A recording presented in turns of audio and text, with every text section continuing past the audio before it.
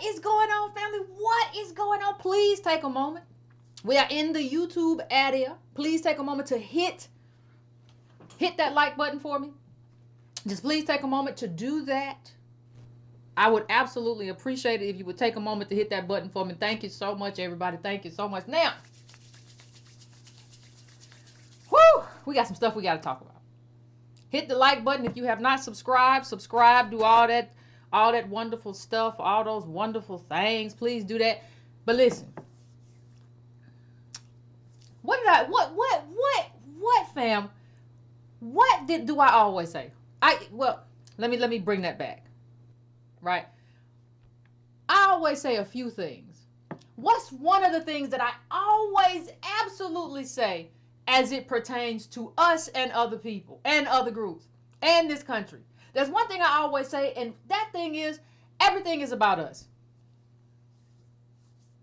People cannot come here and have a conversation, create a movement, create a campaign, talk about America without putting us in the center of it. Either they steal from us in terms of, this is just like the civil rights movement. We people of color, either they steal from us or they come in here and they use us to cater, as they always have, or to cater to a racist majority, right? Or to racist institutions. I want to stop saying a majority because a lot of people have started to believe, oh my God, Yvette believes that everybody hates ADOS people individually. No, that's not what I'm saying. And sharpen up your number 2 pencil because they testing, like Outkast said. That's not what I'm saying. What I'm saying is that this country has racist institutions that are so effective and efficient that you don't have to do that part anymore. You don't have to do that. You can be perfect and say, hey, Malik. Hey, Tanya. You can say, hello. I love the Negroes. I really do. All these little ADOS people, I love them. They're wonderful. You ever seen somebody act up, or ADOS person act up on a, or do something funny or just be goofy or whatever, and when they interview them, like you outside and it's a fire, you come and say, oh, shucks. And the white person never says, I love that lady. I love her. She's so funny. Yes. But the institutions are there to maintain it. So, to maintain the status quo. So, I want to say something. We have, this man has become the center of attention. He is the right's newest baby doll, right? Mr. Vivek Ramaswamy. He recently made news. Let's just go back a little bit. He recently made news because he took credit for getting Don Lemon fired, right? Now, at first I said, I don't think so. At first I said, I don't think he got nobody fired. At first I was like, no, because they've been trying to fire Don. They've been trying to get you out of there. But then when you read up a little bit about this man,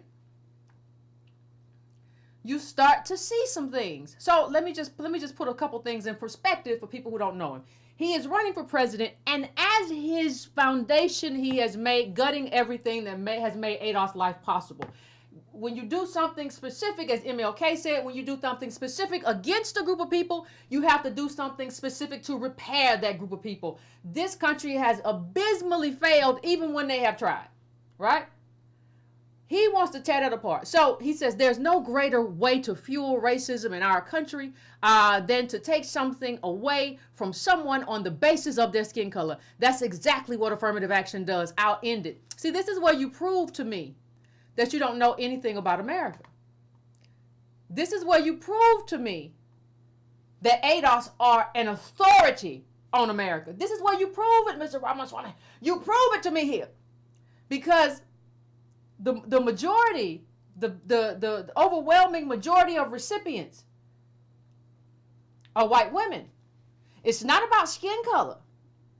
Because if it were, white women would not be the main beneficiaries of affirmative action. So you cannot tell me this is about color. And you're also telling me something else. The first thing you're telling me is that you don't know enough about this country to be president. That's number one. The number two thing that you're telling me is that you would not stand up to the main beneficiaries. I dare you to stand up to white women the way you try to stand up to us. I dare you, because you know what? You do not get integrated into the fabric of this country as the child of immigrants or an immigrant yourself by doing it this way. This the speed way, the cheat code to being American is to say, let me get here and beat on some Negroes. If I show you, sir, that the main beneficiaries of affirmative action are white women, you will find a different talking point. You would say, well, it was built for y'all and it's stupid. You would not do that, or you would dispute the data. Well, I don't know if that's true. No. Go talk to them white women with your chest. The same way you want to talk to me with your chest poked out and everything.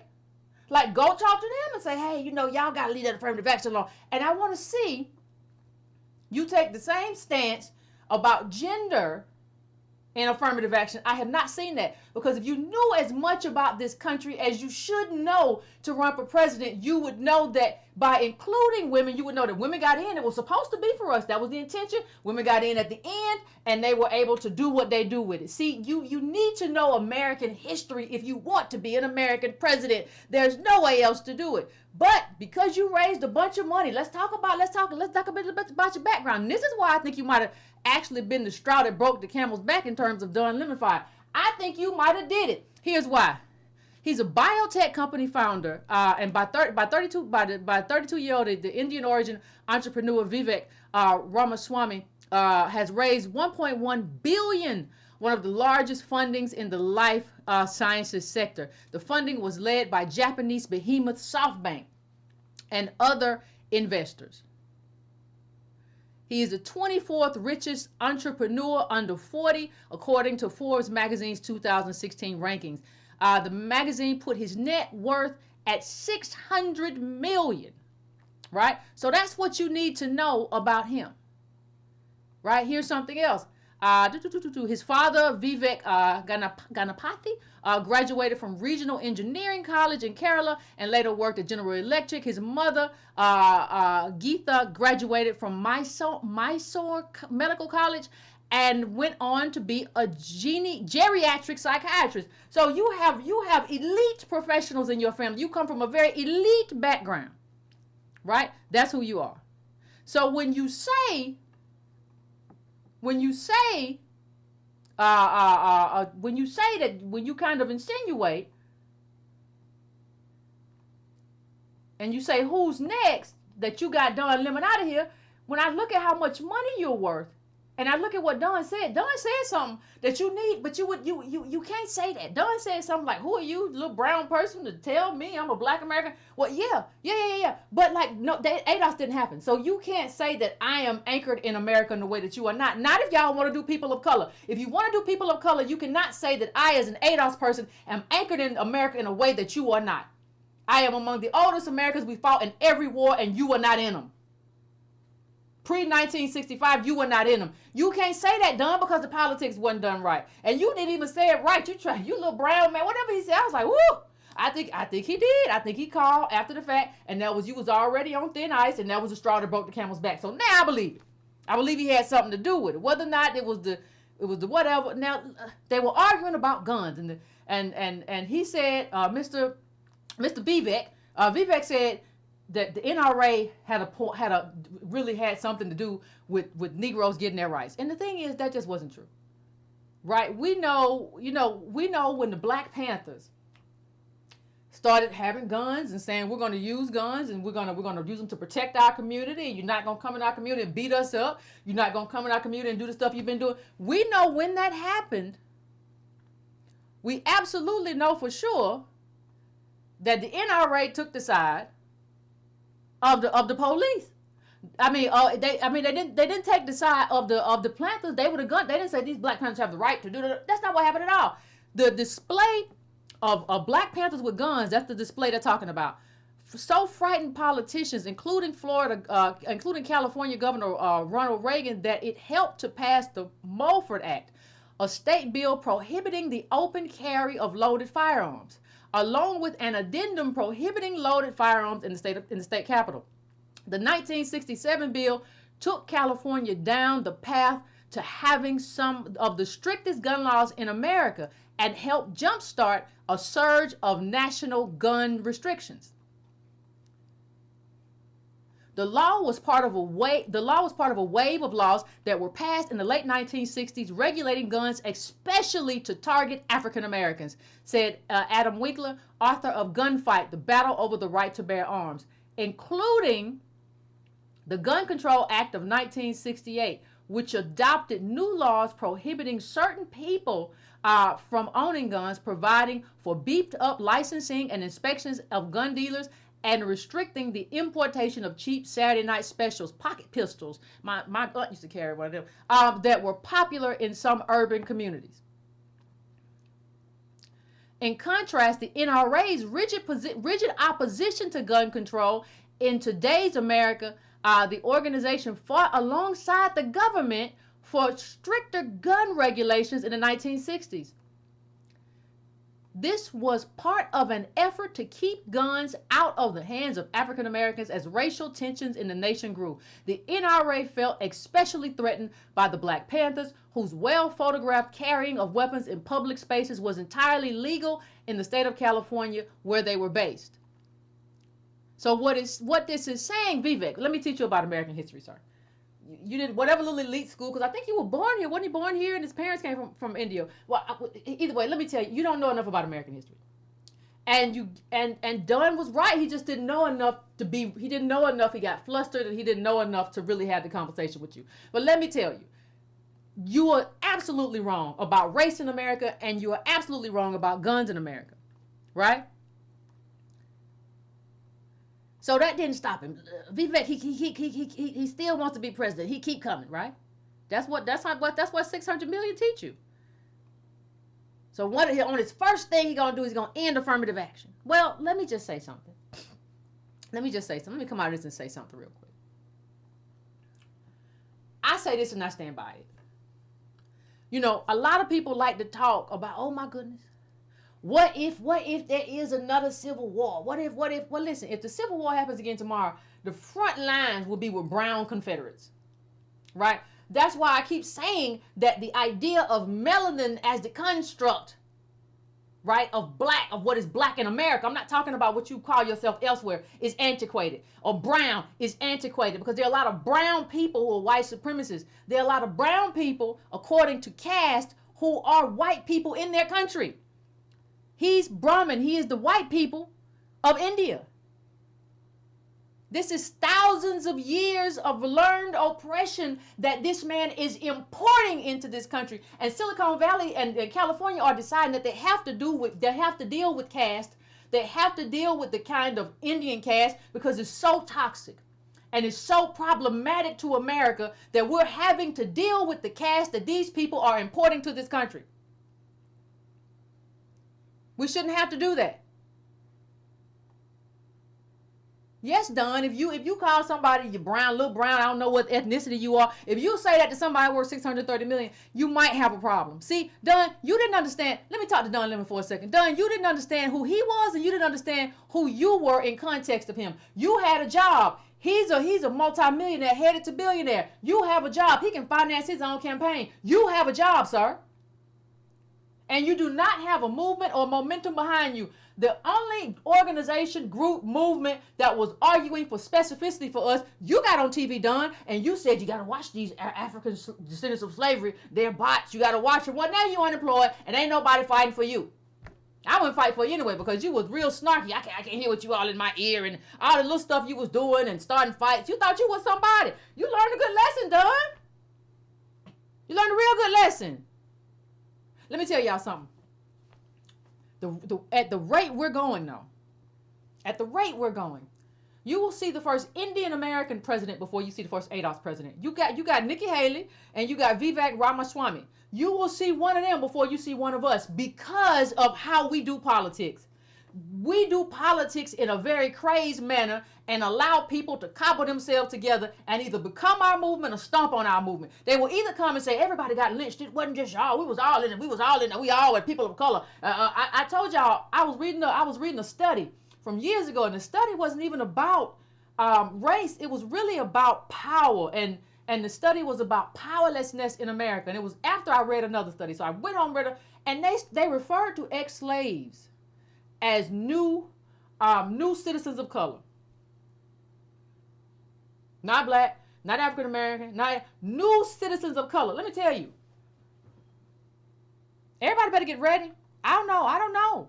See, because what y'all don't want to tell this man when he's at the Lincoln Memorial, what y'all don't want to say is the truth.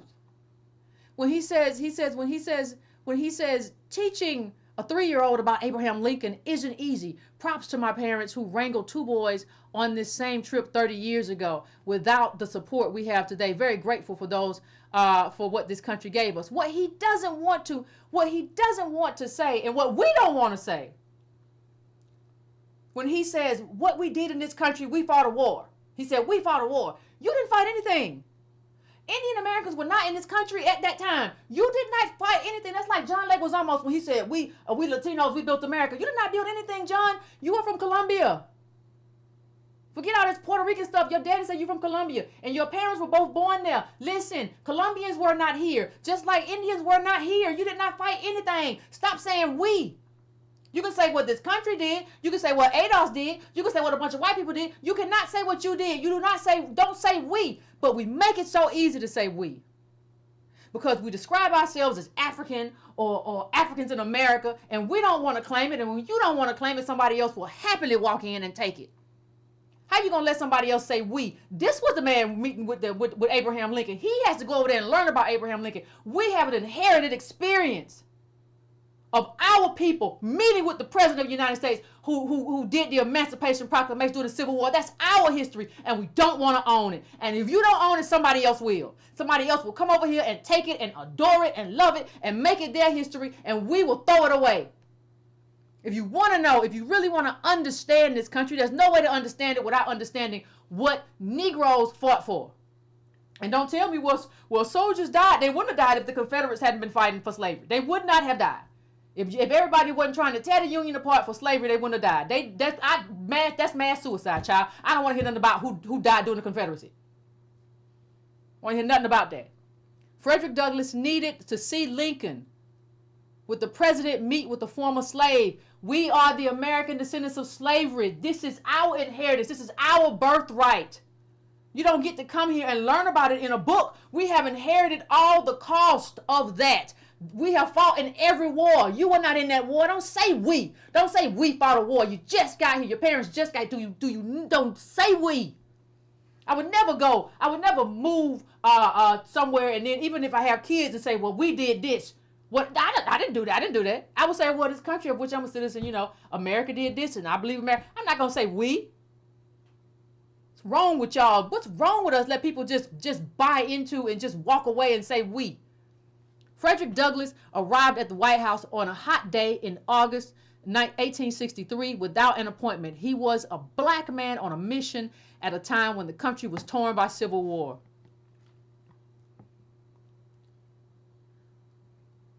Douglass, the famous orator and abolitionist who had been recruiting colored troops for the Union Army, was incensed that black soldiers captured by the Confederate troops had been mutilated and tortured and assassinated in cold blood. Some had been sold into slavery. Listen, Douglass was a former slave and was over there meeting with the president, negotiating, and beat his master, learning to read. You can't talk about pulling yourself up by the bootstraps when you come from what we come from. You can't tell us about no bootstraps when you were born with a silver spoon in your mouth. You can't tell me about bootstraps.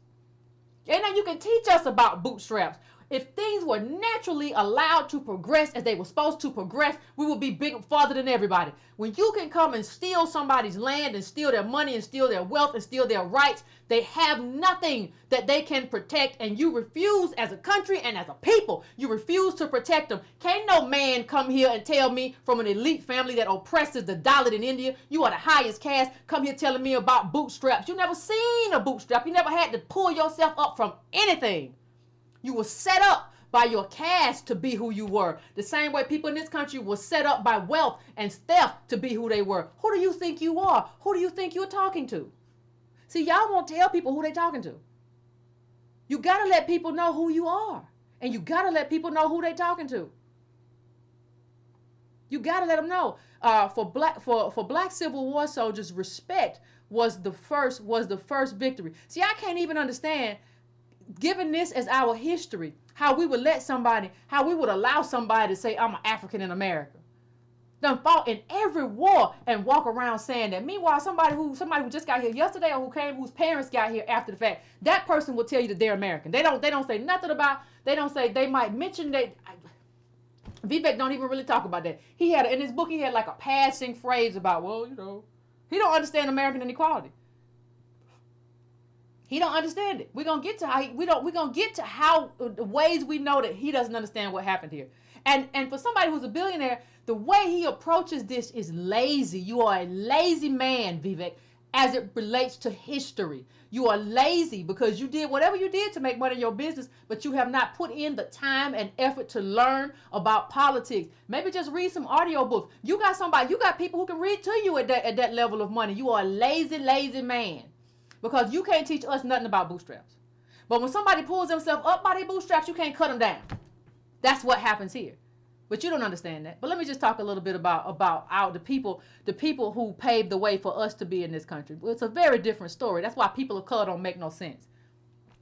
In October 1850, an outraged freeman named Joshua Bowen Smith stood up and brandished a knife before a crowd of fellow black residents of Boston. They were gathered to discuss their fears about the Fugitive Slave Act, the decree that empowered slave agents to come north and seize any black person on mere suspicion of being escaped chattel. The law threatened even the most secure members of African American communities such as Smith. See, Vivek, he don't have no relationship with that. He don't know that.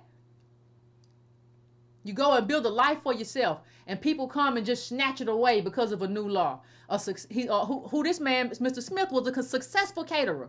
Resist, Smith urged the crowd. Buy Colt revolvers and choose death rather than to be taken. There is no peace, he said. Show yourself a man. If liberty is not worth fighting for, it's not worth having. That's what he said. So if you're going to talk about the people that fought for liberty in this country, if you're going to talk about the people that pulled their bootstraps up in this country, there's no way to have that conversation without making slaves and their descendants the center of that conversation. We have always fought for liberty. We've never really consistently just been in the streets all the time and just terrorizing people. We don't do that. When we have some type of outburst, it's a rebellion against injustice. We don't do that just like we decide we just gonna be the gorilla in the woods. We have never done that. And in a lot of ways, I think we have saved America by not doing that. Right? We had every right. We say we want to live. We say, like Dr. King said, we just want you to do what you said on paper. And this little man will come here and take away something that hasn't even benefited us. Hey, Vivek, I've gone on record saying I'm fine with you getting rid of affirmative action, but don't say you're getting rid of it because of me. You got to say what it is, little Vivek. You got to say it's because you got to say these white women is doing too much. Or you got to say this diversity don't make no sense because you can self-identify. In an age where people can self-identify and it's not about lineage. I brought that up in my OMB comment. I say in an age where people can self-identify and it's not about lineage, what does it mean? I can say I'm anything. I can say I'm Latino. Gracias. I can say anything. I can self-identify. Ain't nobody checking. That's why you have to build out a category and you have to have something. Hey, Native Americans got that right in terms. They do it wrong with the freedmen over there and the people over there, the black ones they discriminate against. But you have to find some way to gatekeep. But let me continue with this Black Civil War article. Let me just continue over here. Yet it would be more than a decade before blacks were allowed to openly fight for their lives. 2 years into the Civil War, blacks could still not legally handle muskets and wear uniforms to defend themselves and their country. For freemen and slaves alike, half the battle of the Civil War would be simply struggling for the right to enter the battle at all. Frederick Douglass was so frustrated by President Abraham Lincoln's slowness in recruiting and arming willing blacks that he accused Washington of fighting the rebels with one hand. So we was here, Mr. Ramaswamy, we was here. You wasn't here. You wasn't here. We was here. We did not. We fought a war. Ain't no we. In May 1862, two young white officers named R. Morris Copeland and Robert Gould Shaw went to Secretary of War Edwin Stanton with a proposal to raise a black regiment from Massachusetts. Stanton refused, and when Copeland wrote a scathing editorial blaming Stanton for inadequate troop levels, he was cashiered. In the spring of 1862, a deputation of Western gentlemen visited Lincoln and offered to raise two regiments of black soldiers from the state of Indiana. The president courteously but firmly declined the offer, telling them he feared to arm the Negroes would be 50,000 bayonets from the would turn 50,000 bayonets from the loyal border states against the war that were for us, would turn people against us that were for us, right? But let me say something. As we continue, let me just say something. People who came late will say America is just a set of ideas. That's not true. America, part of what America is supposed to be in terms of the ideal of America, it's supposed to be liberty. It's supposed to be freedom. It's supposed to be opportunity.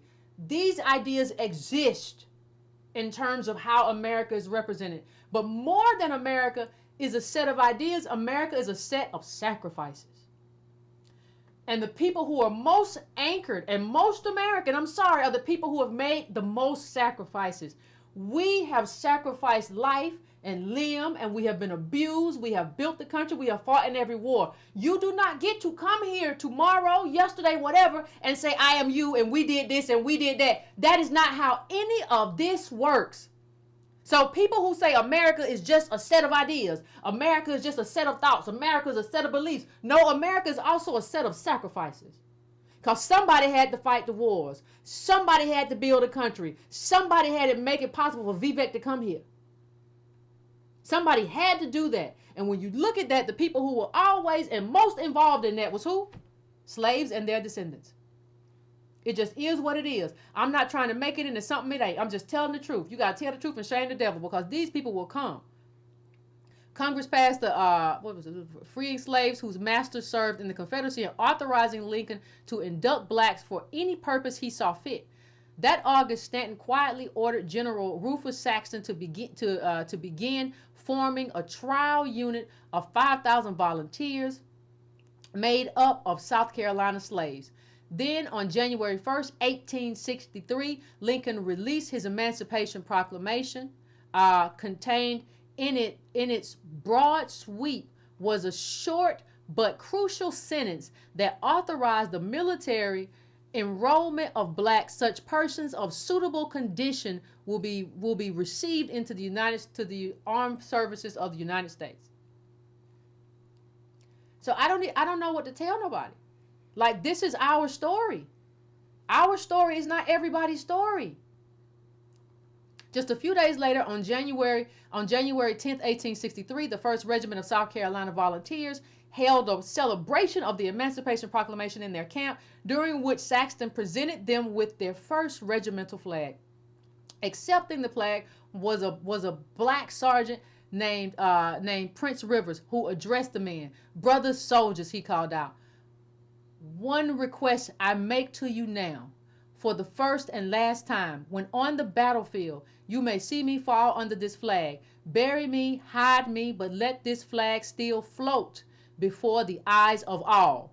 Now, so if you ask me, Yvette, why do you carry the flag? That flag is imperialism. No, that flag represents what he said it represents. He said, carry this flag. But let this flag still float before the eyes of all. You can let me fall, but don't let this flag fall. Because everything in this country, whether anybody wants to recognize it or not, whether they want to accept it or not, we are America. As Rivers finished speaking, spontaneously the men began to sing. Their unit commander, Colonel Thomas Wentworth Higginson, was at first startled, then was overcome as he realized what song they were singing. It was "My Country, 'Tis of Thee." As the voices of the freedmen rose, Higginson and other white officers wept. Higginson noted that he had helped heard them, he had never heard them sing the song before, but because they never could sing, never felt they had the right, never felt they had any country until today. They never could sing, never felt that they had a country until today. And they didn't feel that way, and now we throw it all away. Now, I'm not saying we are what we're supposed to be. We understand the oppression. We understand all of that. I understand that we're a bottom caste, a racialized bottom caste. I also understand that we're still here. I also understand that I'm talking to you through a device that transmits my image to you and my voice to you, and somewhere you are looking at me on that device, which means that you are still here. Most of you probably ate sometime today. You might not have 3 squares. It might not be the best food, but you are still here. And if you still here, you got some fighting to do. And if you still here, one thing you cannot do and one thing you should not do is abdicate this country to somebody else who wants to make it there and talk about a war we fought when you were nowhere to be found. Especially when what you are and who you are is what we fought against. You are. In terms of because you gotta, one thing that has, you are Mr. Vivek, you are what we fight against. You have your own oppressive, you have your own oppression. Like, look at these soldiers. How you gonna say this ain't my country? What was they fighting for then? What was they doing? I mean, if it wasn't gonna be your country, you wasn't gonna keep fighting for it. You might as well have just laid down and take they might as well not done anything. If you wasn't gonna own it and say this is mine, I'm gonna continue to fight for it. What was the point of their lives? What was the point of that song? What was the point of them fight? What was the point of any of it? And you let people tell you, and this is our story, you let people tell you, well, we did whatever. Indian immigrants in the United States. Let's just look at the numbers, shall we? Large-scale Indian immigration to the United States is relatively recent, following the move by Congress in 1965 to abolish national origin quotas that largely limited immigration to Europeans. You weren't here, Mr. Ramaswamy. You were not here.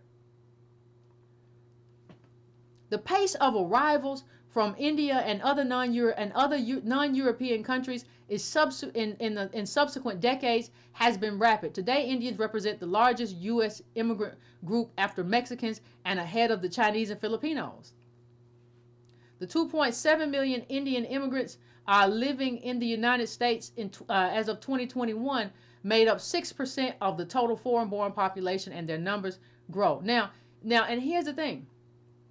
So this article is saying they came post 1965. Listen, we was in the middle. The reason you were able to come is because of what we did. If we didn't do that, you don't get to come here. White people still be on top here, probably, right? But if we don't do this, if the Civil Rights Act, the Civil Rights Movement doesn't happen, but you wouldn't be here. And then they say, well, do the King owe Gandhi? Because first of all, that was a tactic. And then somebody pointed out that the nonviolence came from the Quakers and not the Indians. Like let's not talk about the racism of Gandhi too. Like, let that go. You don't want to go down that road. Indian immigrant population in the United States. Look at 1980. You were barely here in 1980. Come on, child. What are we talking about? What are we talking about? Like, how do you get to say we? I'm just talking about the numbers here. I want to talk about that. How do you get to say we? Look at 1980 to 2021. You were barely here. In 1990, you were really barely here. Immigrants from India, all immigrants in the United States by period of arrival. Look at this. Look at this. I mean, this is utterly amazing. This is amazing. But I want to say something else. It's time that we start making people own their caste. What do I mean? If you're going to come here and you're going to talk about what you want to do, how you want to do it, if this is where your parents come from and they were of the higher caste, right? They're Brahmin, just like Kamala. They're in the same group, right? So you got to condemn it, and you got to talk about why your parents didn't do something and what you would do about it. And if you really wanted to do something about inequality, you would have done it there. You wouldn't have came here. See, You can't talk to me about inequality and that sort of thing when this is, listen to this article. Under India's caste system, Dalits are considered untouchable. The coronavirus is intensifying that slur. So here we go. Paloma carefully descends the 250 steps from the hilltop slum where she lives in southern India to walk 1 kilometer to the nearest grocery store. She is 9 months pregnant, has 4 children to feed, but at the bottom of the steps, community leaders of a dominant caste force her to go back empty-handed. Since India went into lockdown to stop the spread of coronavirus on March 25th, this article was during the pandemic, right? 57 families who live in Paloma's hilltop village in Vidyadwa, which is in Pradesh, have been barred from going down the hill, even to purchase essentials such as food and medicine.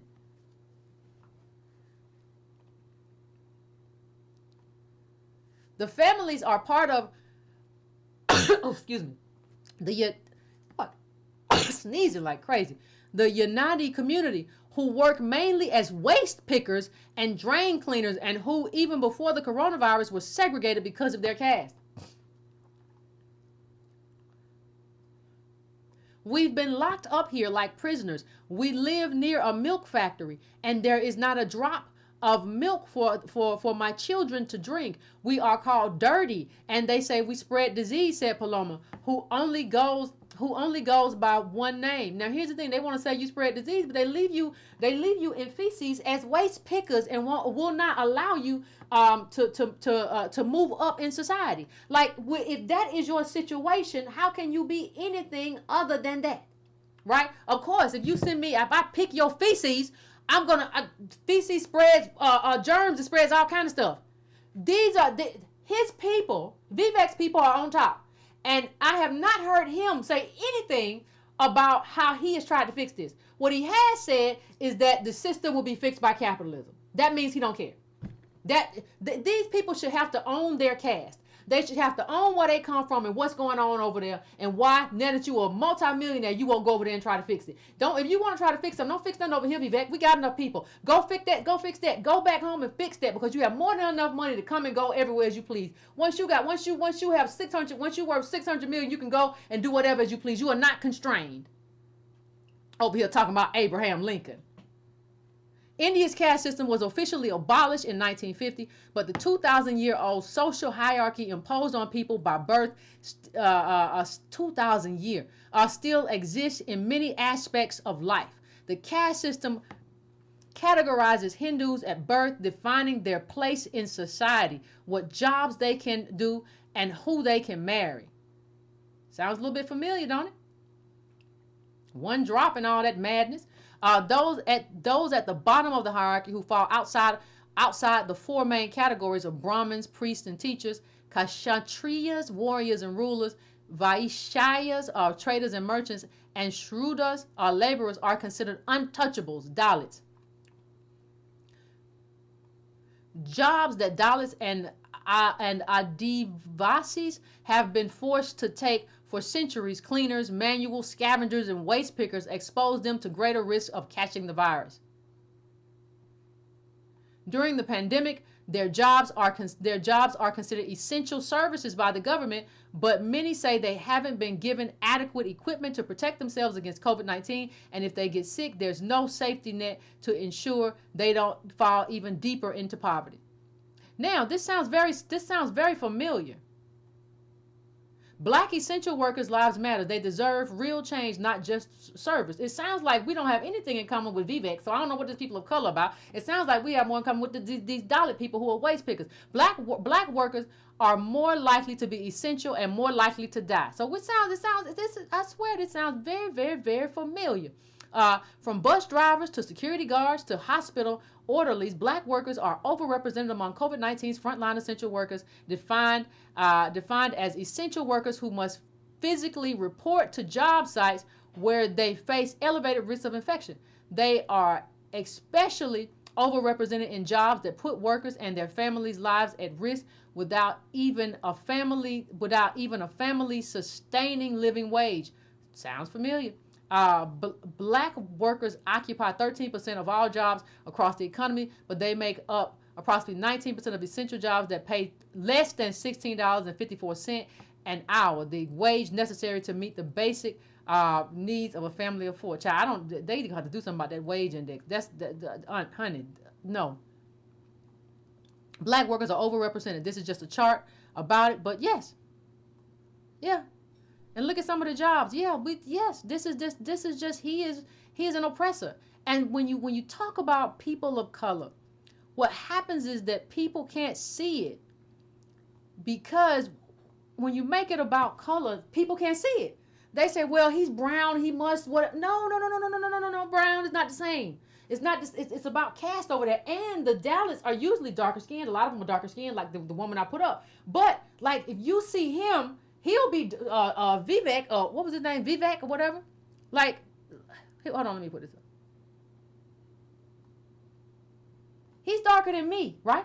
So if you cut his hair, he looks like if you shave his head, he could be a black guy, like Mindy Kaling's brother who fake being black to get into school. So you see him and you say, no. That's why you got to get rid of the people of color stuff, because it makes you look at somebody and it makes you say them is my people, or that person has more in common with me than they have in common with somebody who is white, and that is just not the case. He is the white people of India, right?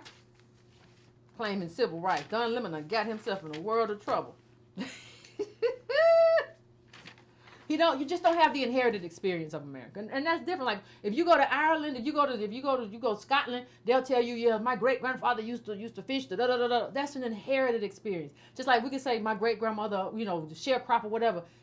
She was those are inherited experiences. You just don't have it, right? And that goes to show that you didn't know the history of the Black Panthers, and Don Lemon didn't know enough of it either to really kind of have the conversation with you.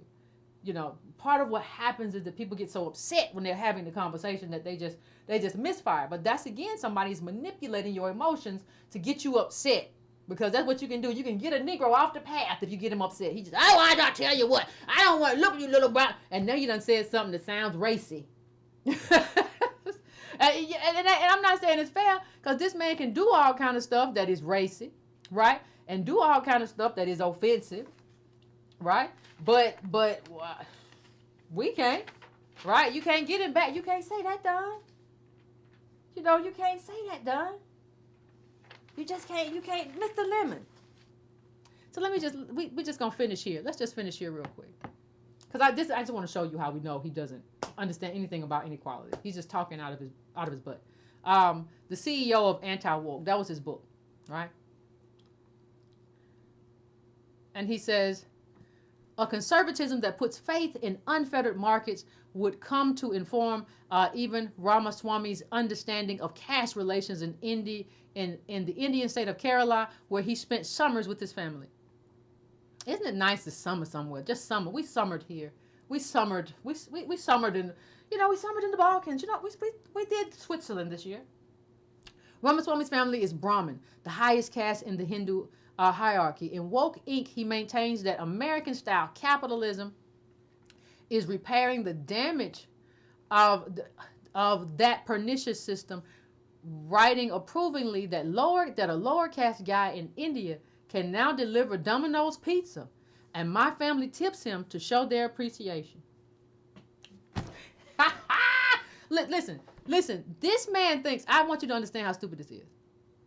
Like, I honestly want you to understand how stupid this is. And I want you to understand. Some people just have sense in one area. And he may have business sense with the pharmaceuticals, but this is just the dumbest thing. They really believe that, like, if there's structural, like for 2,000 years, this caste has been maintained and enforced. He believes that because the people of the bottom caste now have been allowed to deliver pizza to your rich, your Hindu, your Brahmin family house, that fixes the system. Now he can get pizza tips. You don't like being a pizza man? Now, no. He don't want to hear about structural changes. Can he ever become better than a pizza man? Can he ever become a millionaire? Can he ever head a company? Can he ever be a doctor? No. He can deliver pizza. That's a You gotta be an awful person. You have to be. To sit here and say to me that somebody being allowed to deliver pizza, and because the person who is rich, who is upper caste, who is set up for success, because that person can, not forced, because that person can give a nice tip, that fixes the system. You know what he sat around doing? Give him a nice tip, Dad. We ought to do that. I saw my daddy give him a nice tip. That fixes the system because you saw your daddy give that man a tip. This is just idiotic. And it shows you don't know anything about policy and and you don't care because you are here. You've always been here. Your parents were here. You don't care about here. You wouldn't want to deliver pizza. Child. Let me. Honey. Ooh. Then he went on he basically, I'm not going to get into it, but he basically said when he was in college and they started talking about raising the minimum wage of the janitors or whatever, he said no, because then you're saying a person's worth is tied to money. A person's worth is not tied to money.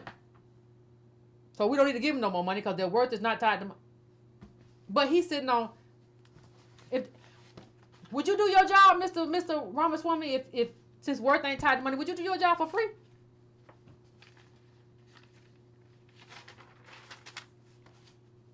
Let me just say this before I go. This is what is in danger of happening. During the first leg of this country, we found ourselves as slaves and their descendants, and being the descendants of slaves and slave masters alike. One drop rule, you couldn't say, well, you couldn't own none of that. We found ourselves being under the boot, for lack of a better word, of white supremacists. That has been our lot here. We have fought a black liberation struggle. When I say black, I mean ADOS, right? But they're black liberation. Okay. We have struggled as slaves and American descendants of slavery against the boot of white supremacists. That has been the story. We are embarking upon a new story. What is that new story, Yvette? If we don't watch it and we don't be careful and we don't get political and advocate for our specificity, we will go from being under the boot of white supremacists to being under the boot of brown supremacists. The brown supremacist is more dangerous. You know why? Because even the white supremacists, they won't say you weren't owed anything. Like a white racist won't say you aren't owed nothing. They won't say that. What they will say is that, well, we already paid you through welfare. We already paid you through the Civil War. They will find a way to say you have been paid, because even white supremacists understand like something should have happened. They should have been paid. And so they'll say, well, you already paid. We paid with blood. Get it back in blood. We paid with blood. They'll say that. The brown supremacists will say, and coming from a caste where people pick up poo on the streets today, they will say, we don't owe you anything. You were never owed anything. It is a more vicious, I know people have a hard time believing it, but because there is no relational point with ADOS, there is no, you forget, yes, we were oppressed in this country, but we was white people's butlers and maids and worked on farms and all kinds of stuff. They know who we are. They have had interactions with us going back generations. He ain't. His people ain't. They don't have the same type of, I still know Miss Lily. She work over there. I know Jimbo. And that person can be racist and still know I like Miss Lily. Right? I just don't like this policy. I just don't like reparations, but I love Miss Lily. She used to change my diaper. I don't like the politics of race. I don't believe anything special should be done for the Negro. But, I like Mr. Randolph. He a good man, and he always serviced my car. They know us, even if they don't understand, even if they are racist or they don't understand the power of politics. You're going to import somebody, if you are not careful, who does not know you and does not care and believes that God assigns status at birth. And if you set yourself up for that, if you think it can't get worse, I want to tell you that it absolutely can. When somebody has no affinity for you, didn't grow up with you, has no appreciation for you, has no appreciation going back going back years. They have no like real appreciation for what you have done in America. They don't even know anything about your history. Right? None of that. You'll be in trouble. Just trust me on that. That's a bad road to go down. And I'll leave it at that, fam. Give me a few minutes. I'll set up the phones. If you want to call in and have a conversation, we can do that. But give me, as usual, give me a couple minutes to like set it up. And then you can call in and we can have a conversation. But yeah, it's wild.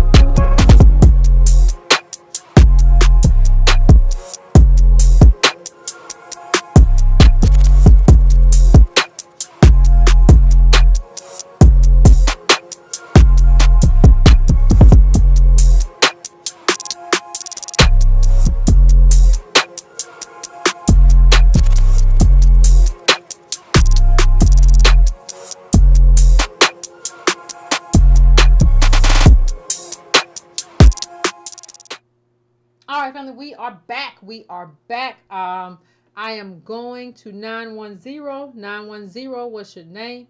Where you calling from? What's on your mind? Hey, what's happening, Miss Yvette? This is Christian Mosley from Fayetteville, North Carolina. How you doing this evening? Pretty good. How about you? I'm doing fantastic. I'm very excited. We've closed a very important chapter with the activism, so I was able to get my my OMB comment in on time, and I'm very excited to. Hey, me and you too. Do that. Me and you too, by the nick of my teeth, my chin too, fam. And I want to thank everybody who could submit their comment. I got fired up about Vivek, but I want to thank everybody who submitted their comment too. I mean, we got them in, and I got mine in. I finished it the day before, and I got it in the day of. So we got them in. We got all those OMB comments in, And like, hey, thank you, sir, and thank everybody who contributed to that. We appreciate it. And yeah, that was our first. I think our first, we did Harvard, but that wasn't like everybody has to do one big thing, right? So that was our first like real kind of foray into like let's do this other thing. So yeah, it was great. I appreciate everybody who did it. Hats off to y'all. But go ahead, fam. I'm sorry. Yeah, absolutely. It was great for me to be able to get involved in it. Unfortunately, I wasn't able to get any of my family to do it, but I think just being able to verbalize it and kind of tell them about what it was about was helping to increase my activism, and being able to convey it to my family definitely helped. I think it's interesting. So at the beginning of the show, you showed that Vivek was talking about being at the Lincoln Memorial with his kids and everything else. And I'm sure you know this because I know you worked on Capitol Hill for a while, but there may be a lot of people that may not have ever realized this before. The Lincoln Memorial is not a memorial, and I don't know how many people actually know this. If you go inside, right above Lincoln's head, when you're looking at this giant statue, it says what it is. It says it's a temple. Now, who's being worshipped in that temple? I don't know. But I do find it interesting that this is a temple dedicated to a man that, as you read the article and as we've gone through the book club, he has displayed that he does not like us, that he never cared for us, that everything was about more so saving the Union rather than our freedom and liberation for the things that we needed in order to, really enjoy what we had built in this country. And I think it's interesting that when you had mentioned even just understanding what it means for our contribution in this country. A lot of people don't understand that when we're talking about remembering what we've done in this country, it is not something to be taken lightly in the sense of we just have to remember for the sake of remembering. If anybody knows this story, in the book of Exodus, it talks about Israel's in Egypt, and most people don't know this, they were not in slavery immediately. What it says is, there is a Pharaoh that came about that did not know who Joseph was. They did not know the contribution that was made to save this nation that was the world's superpower. And what happens when you forget the contribution that your people have made somewhere? You end up even more oppressed than you were in the first place. So when we're talking about the volatile nature of quote-unquote tan supremacy, it is worse than white supremacy because they don't, like you said, they don't even know who we are or what we even brought to the table.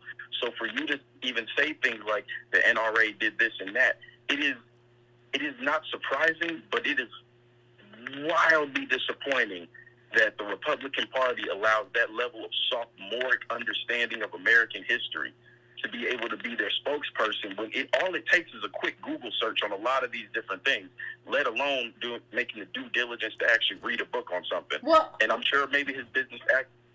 Go ahead. Well, what I think, fam, I think everybody is actively. Listen, I don't have no evidence of this. I'm just gonna say it. It feels to me like everybody is involved in this kind of conspiracy, this widespread conspiracy to like replace us. And like these series of lies that we keep being told about who did what and who built what are a part of a broader kind of narrative to make this about to like I think the revision, like this part of the show is called his revisionist history. I think part of that revision is intentional, right? Because I think one thing America realizes that we have contributed too much to have gotten so little. So you can't, if you when you look at what our contribution was, it makes total sense that we get reparations, and it makes total sense that $20 trillion is a down payment, and it makes total sense that like the country is ours basically. Like, so if that is the case, and you decide as like a person who doesn't have any morality at all, or a country that is immoral, if you decide that we're not going to pay these people, well, you got to change the story, because the story says we're old. And so I believe that this is part of changing the story because of what the story says about us. Absolutely. That's absolutely what it is, because the story means everything.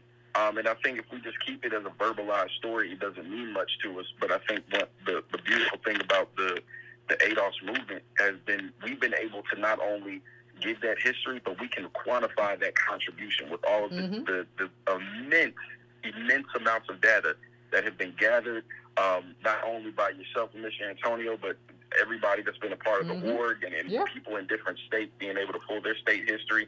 This stuff is very, very deep. And when we look at these contributions, and I say this to everybody, especially in this ADOS movement, especially those watching on the live, if you were able to contribute to the OMB and you've been calling into the show and watching and being a part of the movement, here's the thing, ladies and gentlemen, you don't have the right to not fight for an inheritance.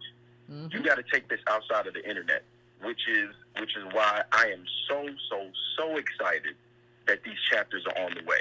And I think it was before I even let myself get ready for work, I made sure to register for the first training on Thursday, just to make sure that I get in there and get the information I need. I've been trying to prime my community and priming the city officials about what ADOS is and what we stand for, because this is not a game. This is not something that you'd even mentioned it before in the earlier video. You have people like not Tucker Carlson, but Charlie Kirk that are talking about that there's a reality that they can see reparations in the very near future.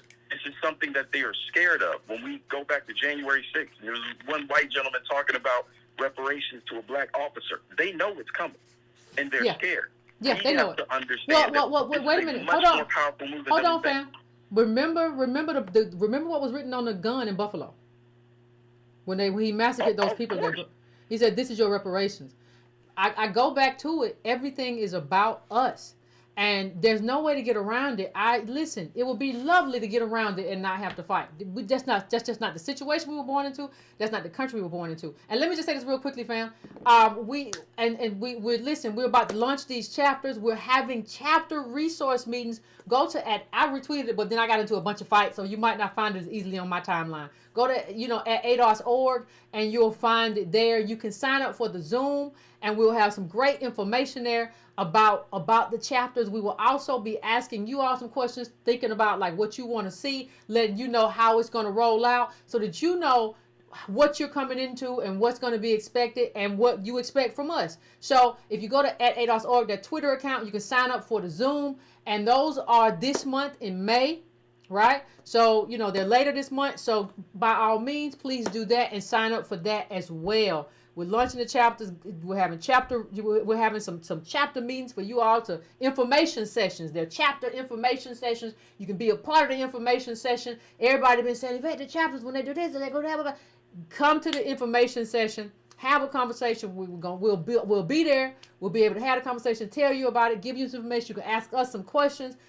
So just sign up for that at ADOS.org. We have a Zoom link and you sign up for it. So go ahead, fam. I'm sorry.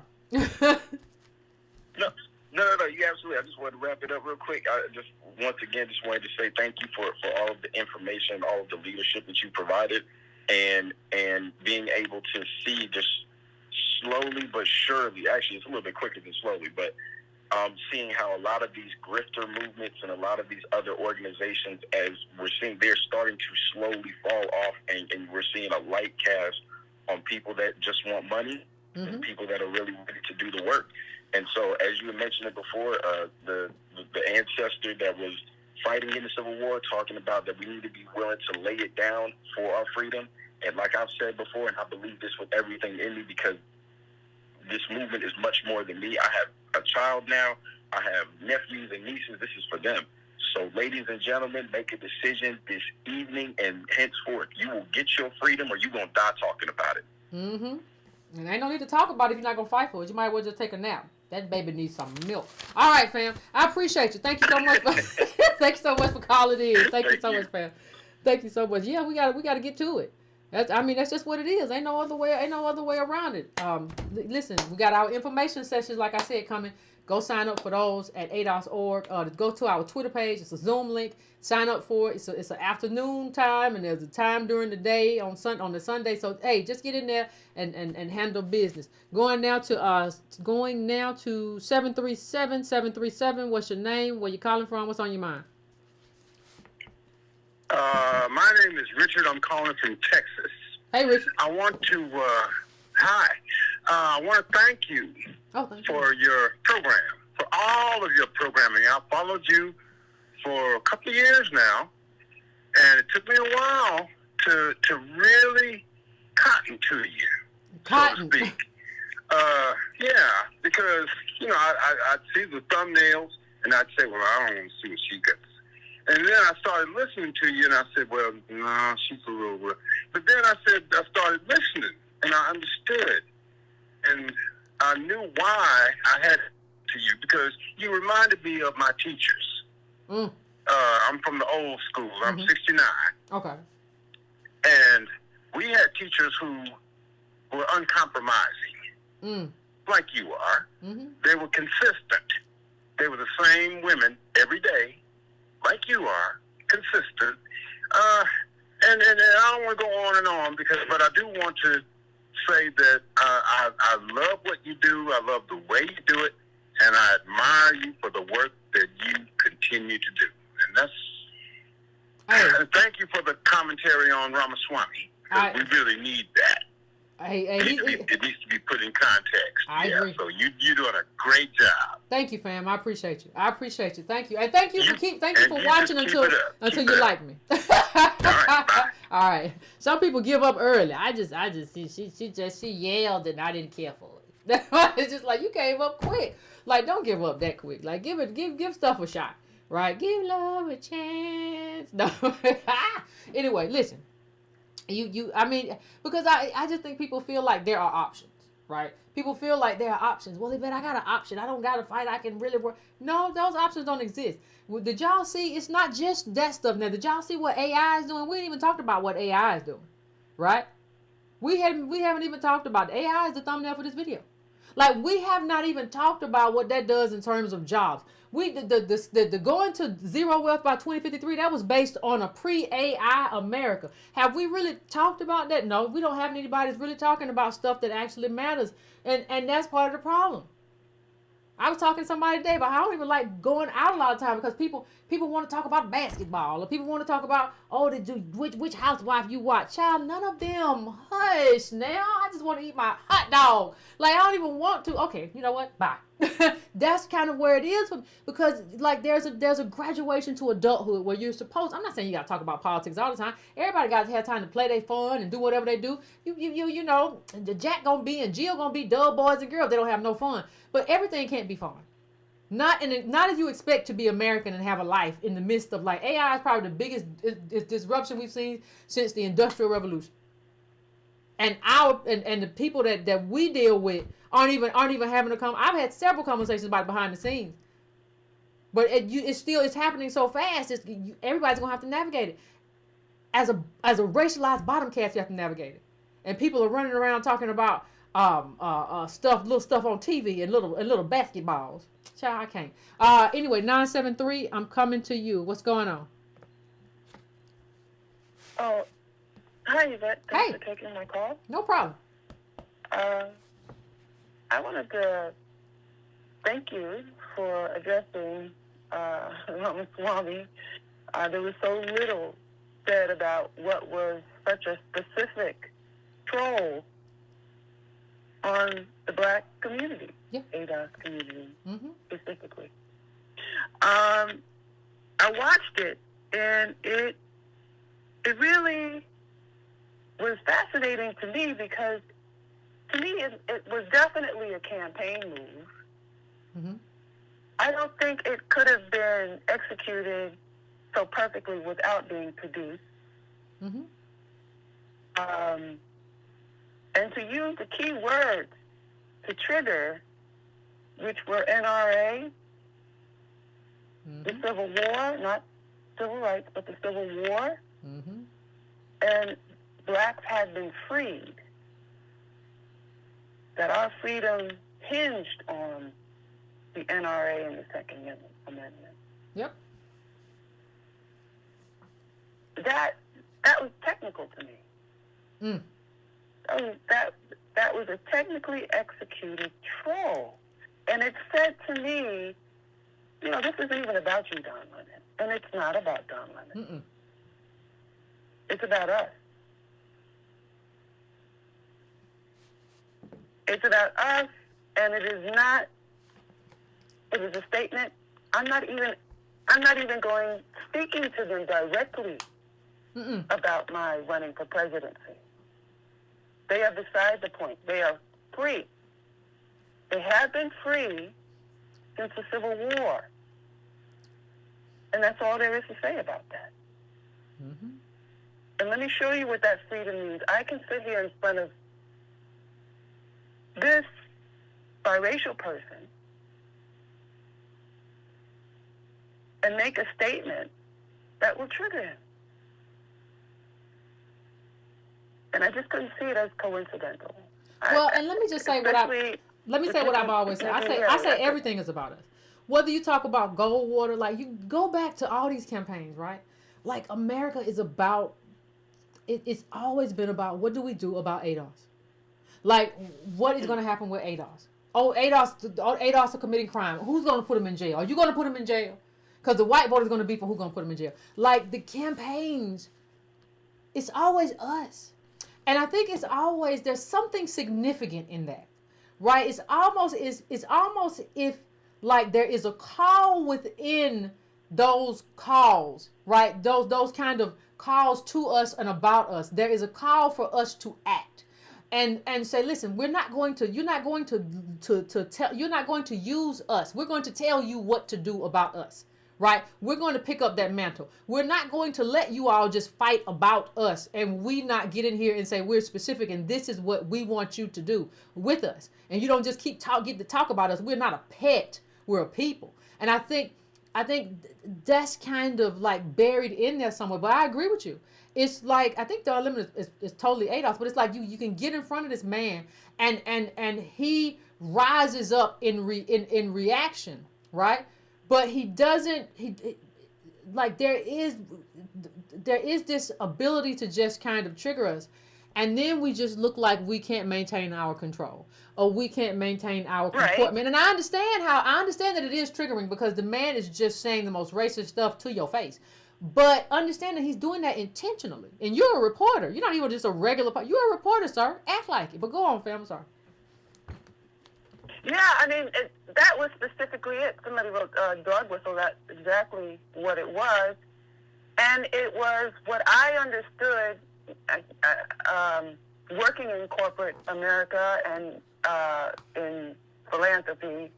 I went to India in 2003 and then 2004. Mm-hmm. The first time I went, it was totally rural.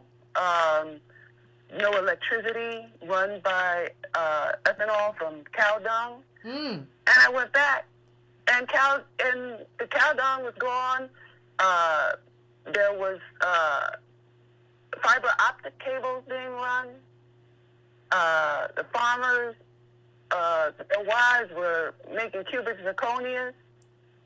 The malls had flat screen TVs. It was a development that is unheard of within a year of a town in South India. At the same time, when I left, BBC had a panel of college students who were adamant and in consensus said that the Dalits should not be joining them in college. So that's 2000, that's 20 years ago. And I work as a consultant. I could also see how they went from offshore when I returned to be a consultant in 2010. Corporations stopped taking resumes. It was the recruiters were offshore. You got calls. You didn't call a corporation. You got calls and you signed contracts. And you still sign contracts. And it's gotten to the point that these offshore recruiters, they're the middleman between corporations and employees. And if you're a consultant, now you're an employee because your contract makes you an employee.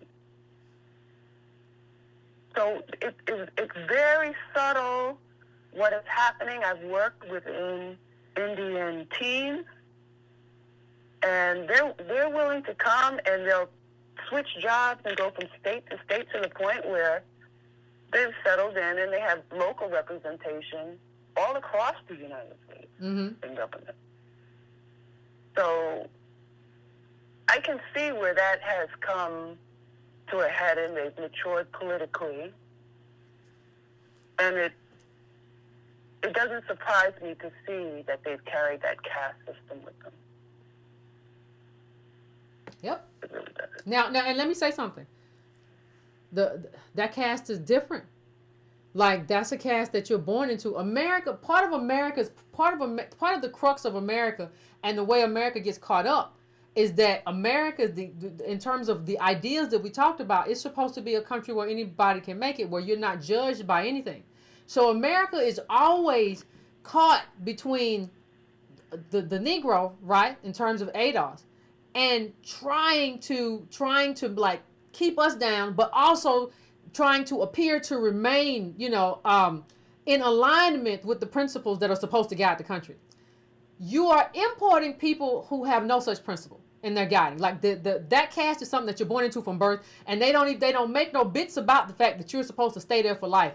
I don't want to be ruled by someone who is the top of that caste and has never disavowed that caste, right? Who has never fought against it. I don't want to be a part of any culture that believes and has it as a sort of it's sort of still a foundational principle, regardless of when CNN says it was supposed to be gone. I don't want to be a part of anything that says you were born to pick up feces. That means to me you do not believe in human potential to rise or do whatever or flourish however it needs to flourish. That is a pillar of morality for me. So I don't want to be ruled by anybody like that. And I think we are dangerously close to having that become like a fixture here. And people don't understand how dangerous. People say, oh my God, it can't get any worse. No, the devil you know is better than the devil you don't know. Right. Well, it's not a mistake. No, not at all. It's always been the role in Africa and Caribbean countries. They've been a dominant minority. And working here, I've sat down and heard the conversations between whites and East Indians, and they see the commonality of considering themselves Aryan. Mm-hmm. So it's not as if it's subtle or it's it's a coinky-dinky, It's not. I agree with you. Yeah. Those are great observations that you have from like your experience. Yeah, it's just here. It's not even just coming, it's here. And we don't even know enough to push back against it. We're too busy talking about how Genuine looked on that last video or something. Who cares? The man's a washed up R&B singer. That's great. It's like Pony. Yeah, knock yourself out. Go listen to it on YouTube. I don't care. But like the important things in life is just like we don't take those things seriously. They're trying to change the guard in this country. And they're trying to have a country that has black and brown people, but it doesn't care whether any of those people are represented. So if we're not represented, if we're only represented on Skid Row or other homeless populations, nobody cares because the country is still filled with black and brown people. Well, the only thing I say is that, like everything else that was meant for us when it comes to revenue, it always broadens out into the mainstream. Mm-hmm. And so it's not just me signing these contracts. It's not just me who's competing globally. Everyone in America is competing. And all I can say is that a lot of people seem unaware of what it takes to compete. Yeah. Well, they didn't even protect the competing. Like you should, like there was no move to say, hey, I don't want to compete with the globe. I don't want to compete. I don't want to do that. And so like I don't like NAFTA. I don't like a whole bunch of other stuff that y'all do because I finally got to the point where I can beat these people over here, and now you're gonna make me compete with people who I don't want to do that. There was not even a move. There was a move against from some white folks, not everybody, but like we didn't even have like a movement of foresight to say the last thing we need is more competition. Right? Like given the impediments that we already have in this country. And that doesn't have anything to do with any kind of deficiency. It has to do with, listen, we haven't gotten our footing yet. And now you want to tell me to compete with Mr. Patel or whoever. Like, no. There was nothing for that. I don't even think we understood as a group what was happening because there weren't enough of us there. No, no one understood. And as employees is a really tender spot, because that is a spot where Americans do not speak up about anything, because that is where your livelihood is. And to the degree that they have literally become a monopoly, and corporations have offloaded employees onto them, you can't have a union anymore, because the union would be seated in the corporation or in the company. Now employment is temporary with people offshore who are here and transient, and it's changing policy. It's changing employment rights. There are people who don't get paid. There are recruiters who openly say on social media that they don't pay people and give reasons why. So, I mean, everyone waits till campaign time to just select who they have, but they don't think about what's going on in their life. Yeah. That's totally taking your rights away. Well, and the thing is, like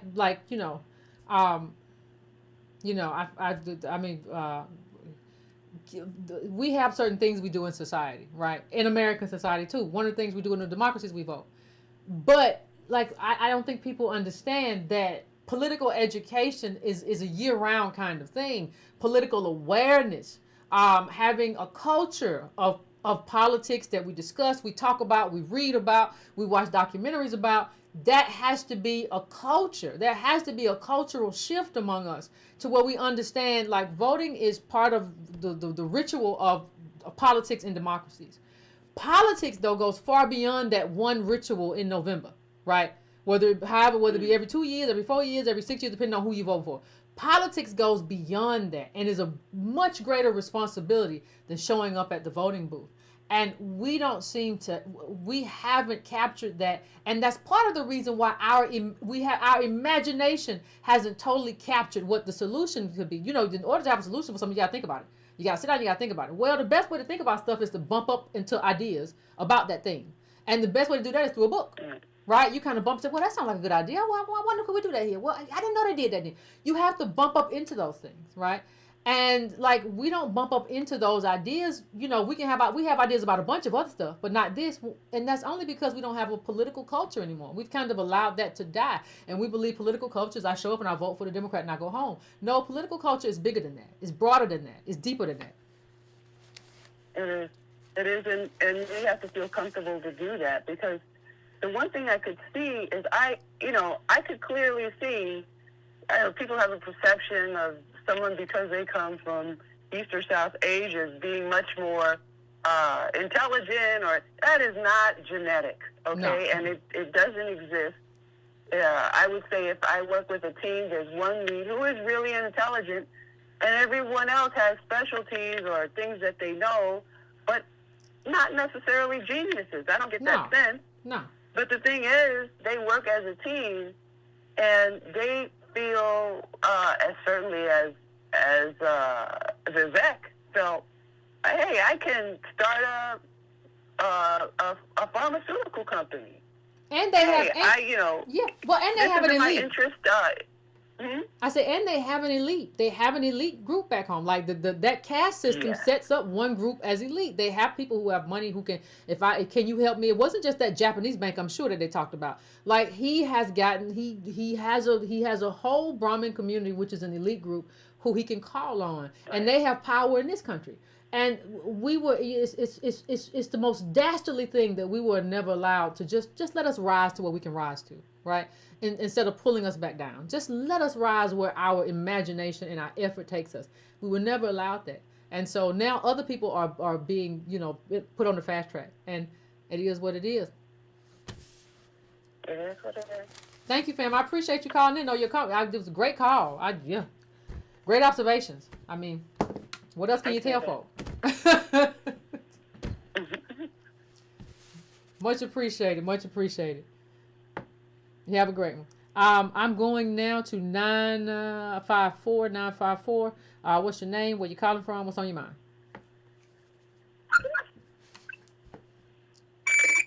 Hey, what's going on? This is Jason from Miami, Florida. Hey, what's going on? Nothing much. Actually, second time ever calling in, but you were right on the money. I think that as a whole, America is ready to move past, not just white America, but America as a country is ready to move past slavery. And you can see the writing on the wall. They're not teaching the kids, or they're not teaching kids right now anything about black history as far as slavery, all that kind of stuff. They're just ready to move forward as a country past it. The reason why it's so detrimental to, not to make a strong case, that the worst thing that happened to Adolf Americans post-slavery is that Immigration Act of 65. Because Adolf people were not fully assimilated into being American. That, and then there was no clear identity as far as who Adolf people were.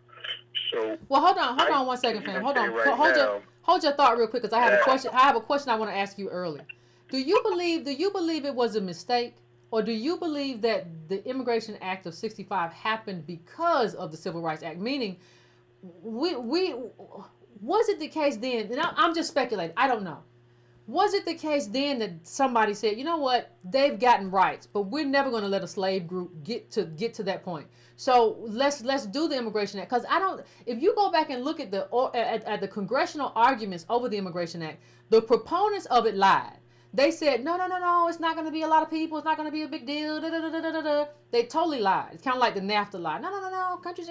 So do you believe that it happened and it was kind of, hey, it was just kind of a mistake? Or do you believe that it was planned out in such a way that, okay, if they want to do this, fine, they've gotten this rights. We're going to bring in competitors to them and use them in a very specific kind of way.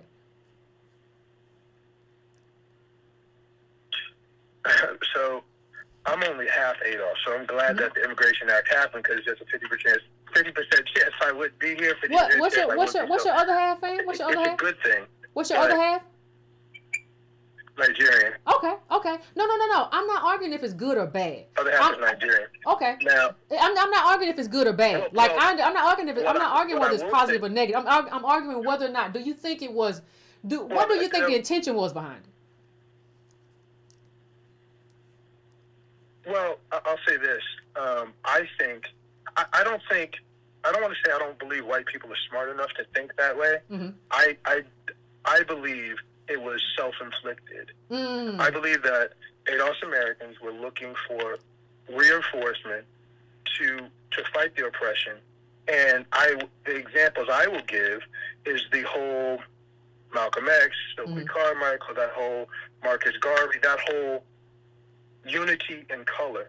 The problem, and the reason why I'm able to see it more often, and I could tell, I've even listened to a lot of your videos going back years. I've listened to about 70% of your videos. And I'm doing it to analyze exactly where the callers and the comments were. I still feel Adolf Americans are struggling with the difference between nationality, ethnicity, and race. And because we truly do not grasp the differences between the three, we're still struggling hard. So what you're making is a case that every other nationality makes worldwide. It's looked at as xenophobic when it's completely not. And that confusion is what lies to Pan-Africanism. And then people say, well, why is it only pushed in the United States? No other group pushes Pan-Africanism because it goes against their nationality. But because we don't know the difference or can tell the difference. So as an example, an ethnicity is no different than a tribal group. So ethnicity and tribalism is the same word. But only a nationality, a person that's native to a country, can say that. So in Nigeria, you can be Igbo or Yoruba or Hausa, but you're still Nigerian. But they only identify you as Igbo, Hausa, Yoruba. They don't say you're Nigerian, whatever. It's already assumed you're Nigerian if you're there. In America, your tribal or your ethnicity is labeled as colors: black, white, red, Indian, that kind of thing. But because we don't understand the difference between ethnicity and race, and we're just saying all black people, we're saying black as a race. Black isn't a race; it's your ethnic group. Your race would be Negro. So when you see all black, and we're struggling so much. So. And another thing is, we're not grasping that America is your nationality. It's not like. And it's not up for debate. You're not grasping that. Like it's not up for like your nationality is not up for debate too. Like you can't debate. Like, and that's part of, but what you said, I want to pause on what you said too, because that's why I said we have to move out of blackness, right? And people are like, well, you don't want to be black. No. It encompasses, like, it was the term black. The term black existed when there were just Adolfs, or they were just slaves, or they were just their descendants and white people. So they were just black and white. That makes sense. I don't even necessarily like it then, but it makes sense then, right? We're at a point where it doesn't make sense anymore because it doesn't really describe the tribes, right? So it's just like you have to come out of it and have new descriptors. And I think that's part of the confusion, because people say, well, we're all black. Yeah, that's not the ethnic thing anymore because of everything that's happened. It's not accurate. But go on, fam. I'm sorry. No, you're 100% correct. So, and we're still we're conflating the words. Instead of saying we're all black, no, you're not all black. You're not all black. You're all Negro. You're not all black.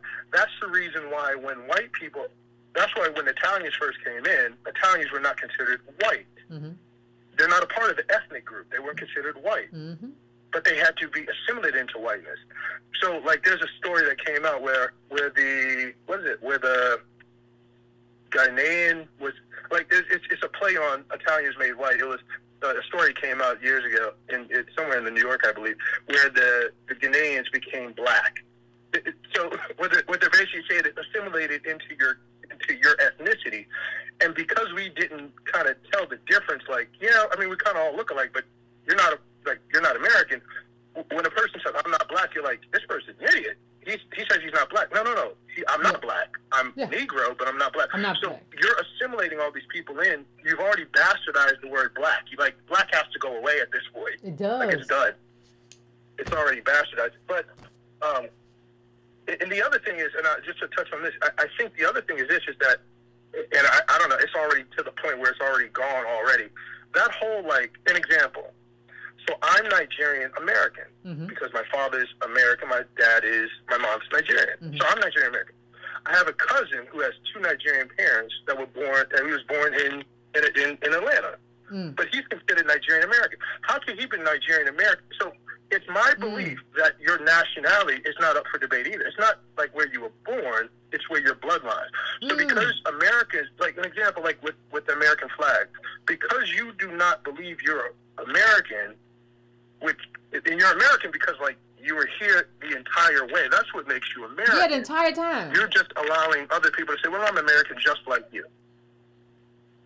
Yeah, so when Ramaswamy says, I'm American, the conversation's been shifted so much now, you can't say you weren't here, you just got here 4 years, but I'm American. My paperwork's American. I'm American. So the issue is, American is not because of where you were born. So that 13th Amendment, I believe it's 13th Amendment, birthright citizenship wasn't given because the slave was born in America. Birthright citizenship was given because the slave actually is American. Mm-hmm. But we've attenuated that to everybody. So as soon as you're born here, you're just like me, of that law was. So now everybody's you. The worst part about it, and I'll leave it with this, the worst part about everything is that every other non-white group in America, and I know it's struggling because we're not really, like, we don't really associate too much, and we're not, like, looking with a really critical eye. Every non-white group, and I'm just telling you from personal experience, and I get in and I get out, and I'm like, geez, this is really bad. Every non-white group, whether it's Hispanics, other black, whatever, everybody's passing nationality in America. So America's like a playground, or like this foreign, like, it's almost like Disneyland. Ooh. And what ends up happening is, I'm going to be some of you when it comes to politics, like Ramaswamy. I'm you. I'm American, but in closed doors, I'm also living in Indian confines. Well, yeah, I mean, there's a... Well, let me pause right there, fam. Pause right there for a second. Pause right there. You married an Indian woman, right? He did. So it's just like, you understand that, like, you're not American in the same. I mean, it's almost like they play in our face, right? Because of how the language, like, you play in our face. I'm American just like you. Look, I got my look at this. Look at my citizenship. Look at this. And it's just like, because of how we do it, and I've talked to some people like the French and stuff like that, and they're like, we don't do it that way. Like we go back. You can't even be a citizen here. You got to go back to this many parents. You got to go back to this. You got to, because it's about whether you're anchored here. It's not about whether or not you came and you were able to gain citizenship. And it's going to be difficult to do that, but it's not just about that. It's about an anchoring in this country. Well, here it's just like, I got the paperwork, and we have made the paperwork into like being anchored into the country. The paperwork is the paperwork. Right? It's just like, and the thing is for me, because I don't like to play in people's faces, right? So I could not consider myself going somewhere, and like, even if I had a child and that child is born there, like, you know, I would have to have a conversation. Listen, you born here and you're going to grow up, but the paperwork ain't the same. Like, there are people here who fought colonialism. Like, you weren't here for none of that. So like, be careful how you play and be careful how you talk. Like, but we have set it up to where it's not that way, and so you don't have to even give any reverence to somebody who has the anchoring and say, you know, even when I hear, like, if you talk to the Irish and you talk about the potato famine and the war they fought with the Brits or whatever they was doing and stuff, like, if you was over there, I would have respect for that. You did what and they did what when? Oh my God! Like, I can't say I'm just like you. I can't do it.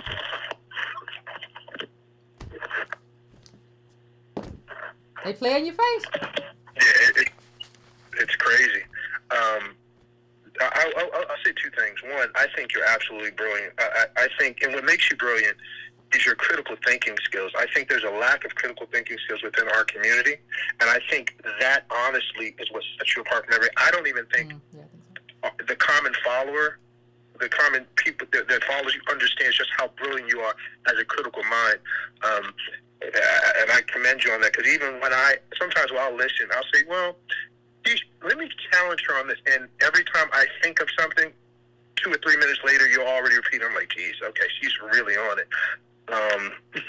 But yeah, I think the other two things I'll kind of leave you with, if we were to leave, I think the confusion also is because we're in America, which is like your home country.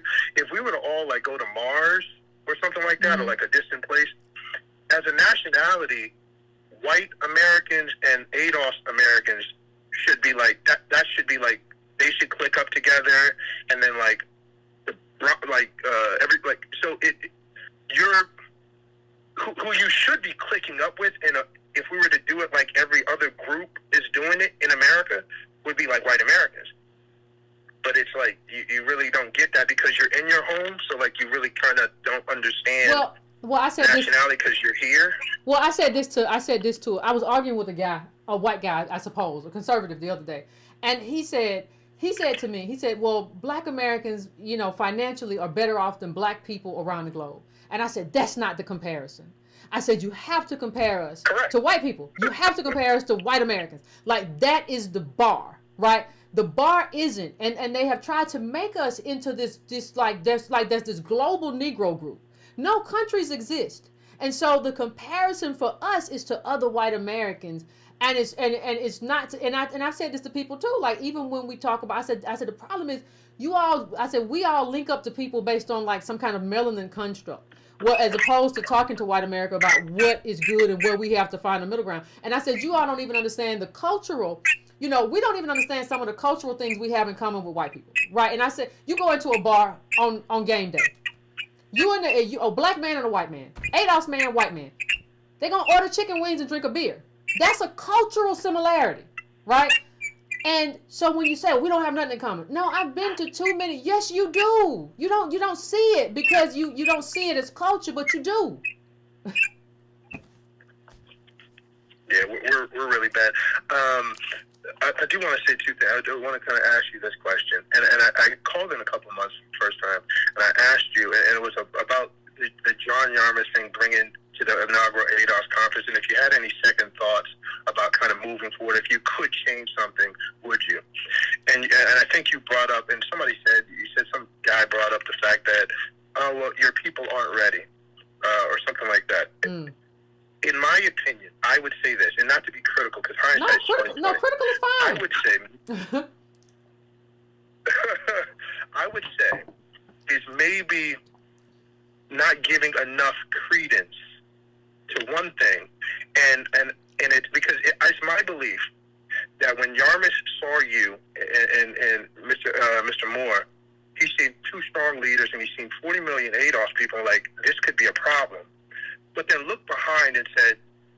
I got 40 million people enlisted in the Army, but some of them are looking up, some of them looking down, some of them still think that they're Indian, some people think that they're this big Negro, global Negro.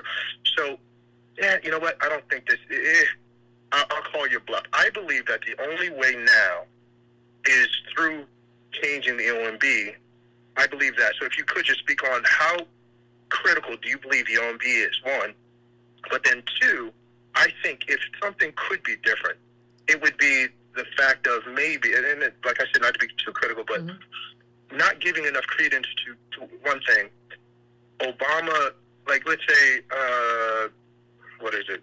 After, like, anybody that's 70 years old and younger, or 60 years old and younger, has never been into a segregated school.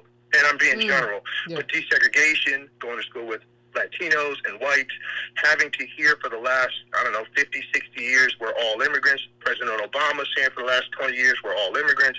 We all built the country the same. Kind of how critical media has been and smearing the fact that you're no different than the other person. What are your thoughts on that? Those two things. Well, regarding Yarmouth, I think part of the reason we were able to get him and some other people there is because they were trying to gauge the temperature, right? They were trying to see, okay, there's this new thing happening. How powerful are they? And I think that was part of the let me kick the tires and see.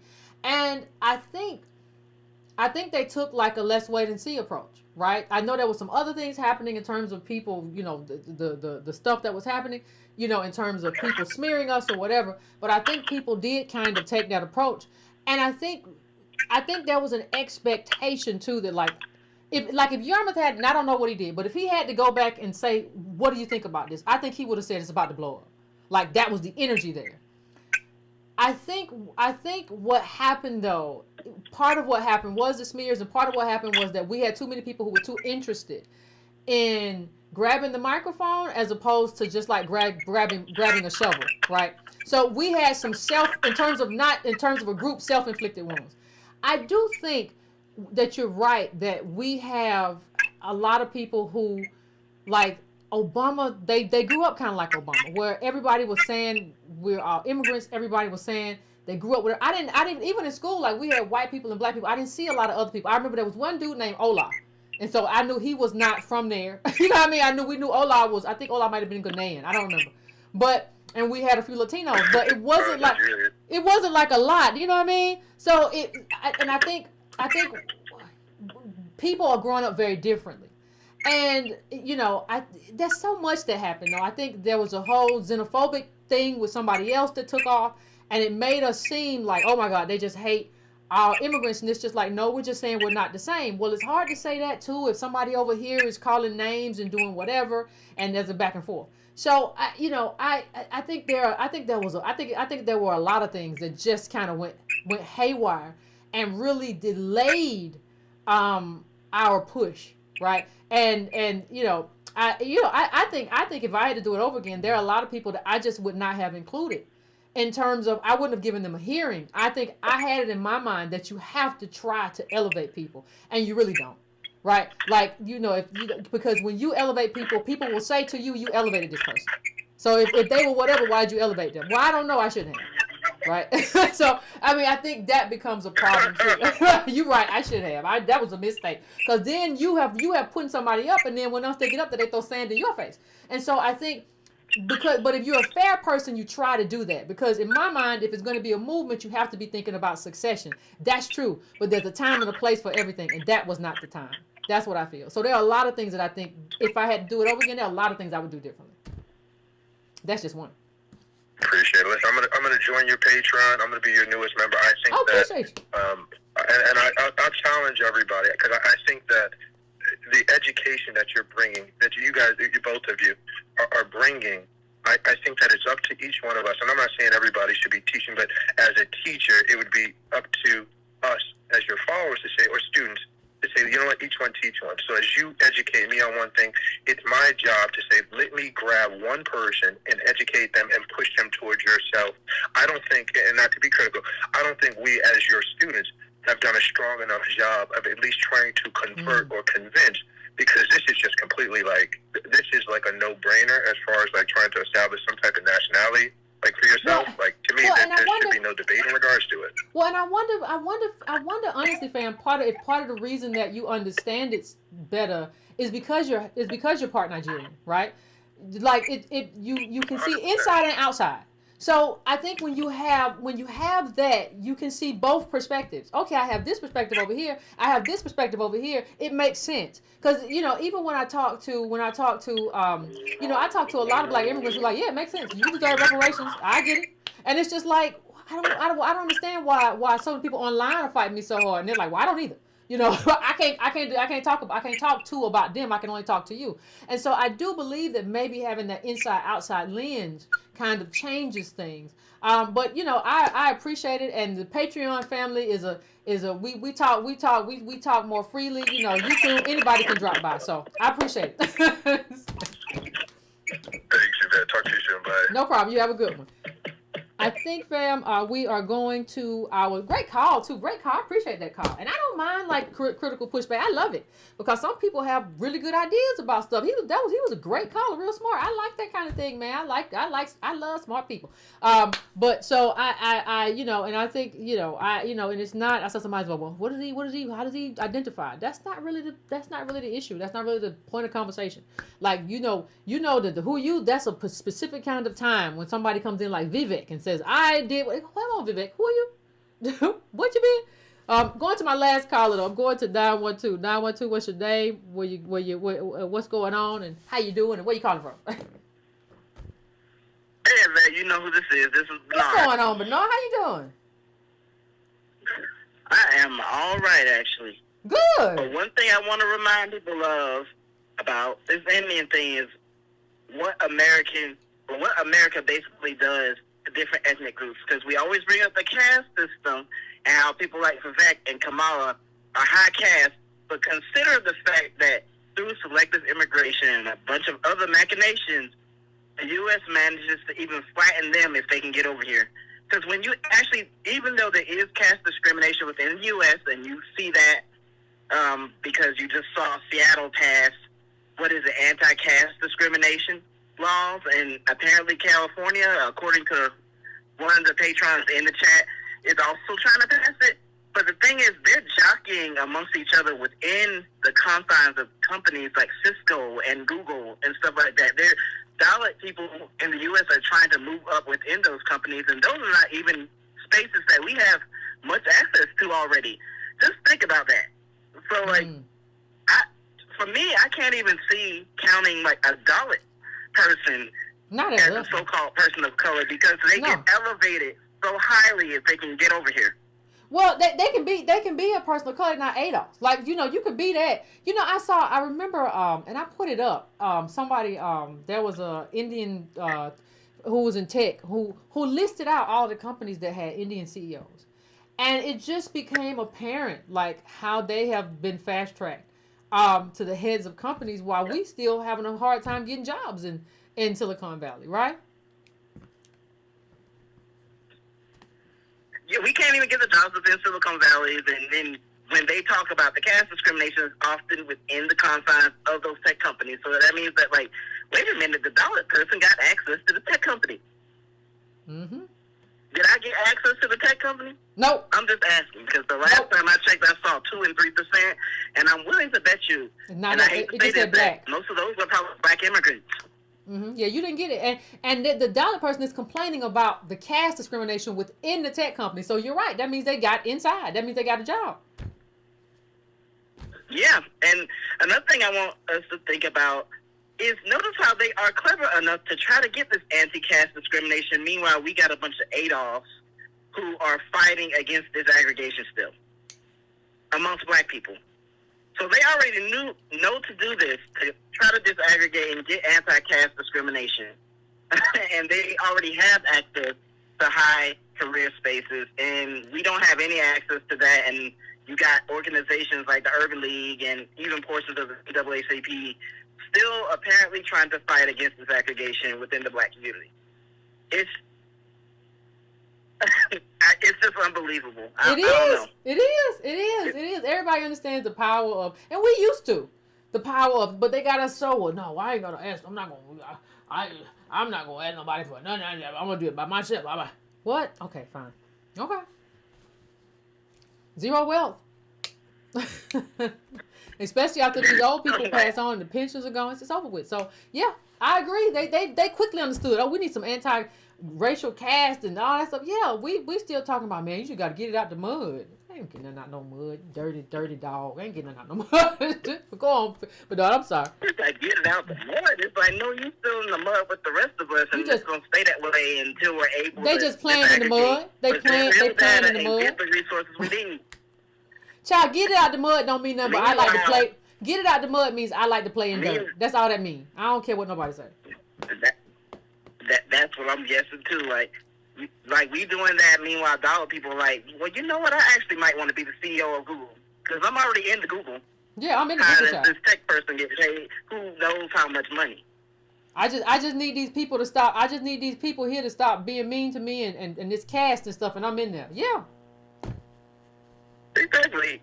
Like I don't know. I just want people to think about that, like, because like we do bring up the caste thing a lot, but we need to be reminded that relative to us, like even a bottom caste member that manages to make it to the U.S. is gonna be leaps and bounds ahead of us. Yeah. Like, all the time. Yeah. Yeah. I just think. That's all I got. Yeah, I do. I agree with you. I agree with you. There is no what you're really saying, Bernard, is that there is no commonality though. Right? Like, they are oppressed over there. Like, what happens to you over there maybe has some similarities to what happens to me over here. Once you get over here, it's not going to be the same. It's not going to be similar. And we have different histories in this country, too, right? So when we compare ourselves, I'm comparing your treatment over there and my treatment over here. Once you come over here and the fact that you're able to come over here, right? Like, no, we're not the same. And so we should, there are some similarities, but we should be clear, like you say, that this is not sameness at all. Yeah. And they were never trying to be the same as us.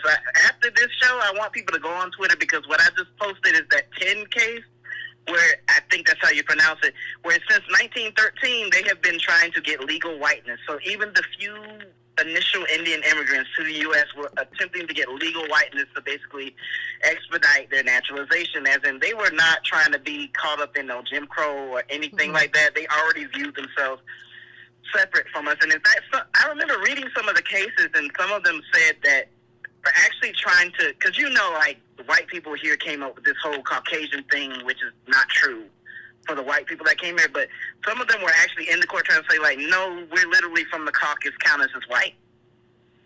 They were doing that since the early 1900s, maybe even the late 1800s. So everybody want to be white. Everybody want to do whatever convenient. That early is a person of color. I'm sorry. There you go. There it is. There it is, Bernard. There it is. I appreciate you as always. I appreciate you calling in. Right. All right, fam. Thank you. Yeah, that's what it is. I agree. Yeah. I mean, but if we don't research and we don't know the specific stuff about these groups, then you won't know. Like if you don't pay attention to what he's doing and how he's doing it, and then Nikki Haley's there too. If you don't pay attention to this, like, it won't make sense to you, right? And I think part of what happens is that we don't pay enough attention to politics, and we don't have that kind of culture, and we don't enjoy it. You have to enjoy it to kind of want to be like, well, what he did, blah, blah, blah, blah. Did you read this? You have to enjoy it. And it's a lot of fun. Politics is a lot of fun when you really get into it. So I appreciate y'all. Thank everybody. We're about at the 2-hour mark, so I'm going to get out of here. Please do not forget the chapter information sessions are happening this month. If you go to the ADOS Foundation, ADOS Advocacy Foundation Twitter account, which is at ADOS.org. If you go there, if you scroll down a little bit, there is a link which takes you to a Zoom, which you can use to sign up and learn a lot and discuss and have conversations with us about the chapter launch and what's going to be involved and our responsibility and your responsibility. So please go and sign up for that Zoom so that we can do what we said we're going to do. Right? Because none of this stuff happens without advocacy. It ain't nobody else doing nothing. So it is what it is. All right, fam. Hit subscribe if you have not subscribed to the channel. Hit like if you have not liked. I will see if you signed up for Patreon. I will see you tomorrow. If not, I will see you in a week. All right, fam. All right. Take care. Keep it easy breezy. Don't bother nobody and don't let nobody bother you.